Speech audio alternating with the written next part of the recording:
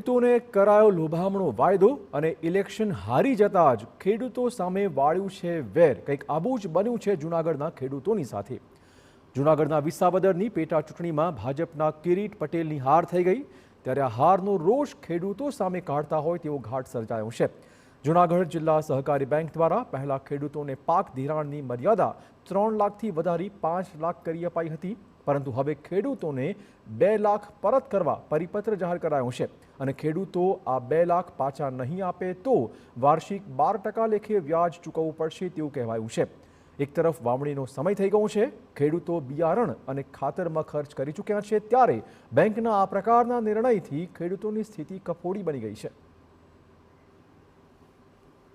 ચૂંટણી હતી ત્યારે એ લોકોએ બોલ્યા હતા પાક ધિરાણમાં અમે 5 લાખ રૂપિયા આપશું છે, તો અમે અત્યારે 5 લાખ રૂપિયા લઈ લીધા છે અને હવે એ લોકો કહે છે કે અમે 3 લાખ રૂપિયા આપશું અને 2 લાખ રૂપિયા છે એ તમારે કે પરત કરવા જોઈએ અને કે 12% લખે વ્યાજ આપવું જોઈએ। તો હવે અમે લઈ લીધા, અત્યારે અમારે શું કરવું હોય? અમને જિલ્લા સહકારી બેંકે પહેલાં એવું કીધું તમને 5 લાખ રૂપિયાનું ધિરાણ મળશે, પછી પાછળથી અમારી મંડળીમાં અને બધે જાહેરાત કરી કે 2 લાખ રૂપિયા પાછા ભરો, નકર 13% વ્યાજ ભરો। હવે અટાણે ખેડૂત કાઢે ક્યાંથી પૈસા? અમારે પાસે જે હતા એ વપરાઈ ગયા છે। જે તે વખતે ચૂંટણી હતી અહીં અધિકારીઓને પ્રમુખોએ તાતામાં દઈ દીધા ને હવે અમારે ક્યાંથી કાઢવા? બીજી બાજુ ધારાસભ્ય ગોપાલ ઇટાલિયા દ્વારા બીજેપી સરકાર ખેડૂત વિરોધી સરકાર હોવાનો આરોપ મુકાયો છે।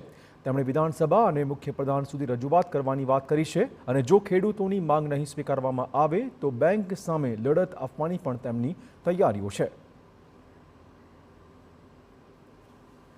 અત્યારે કોઓપરેટિવ બેંકો જે ખેડૂતોને ધમકાવે છે, દબાવે છે, કાયદા પ્રમાણે ખોટું છે। 5 લાખ રૂપિયા જે તારીખે જે વર્ષમાં લીધા ત્યારે દેશમાં વ્યાજનો જે કાયદો અમલમાં હતો એટલું જ વ્યાજ લાગવું જોઈએ। હવે લોન લઈ લીધા પછી પાછળથી તમે નિયમો બદલી નથી શકતા, એટલે આ બાબતે હું સરકારમાં ધ્યાન દોરીશ, મુખ્યમંત્રીની રજૂઆત કરીશ, કૃષિ મંત્રીને કહીશ કે આ બધું જે છે ખોટું છે, ખેડૂતોને આવી રીતે આપણે હેરાન ન કરવા। અને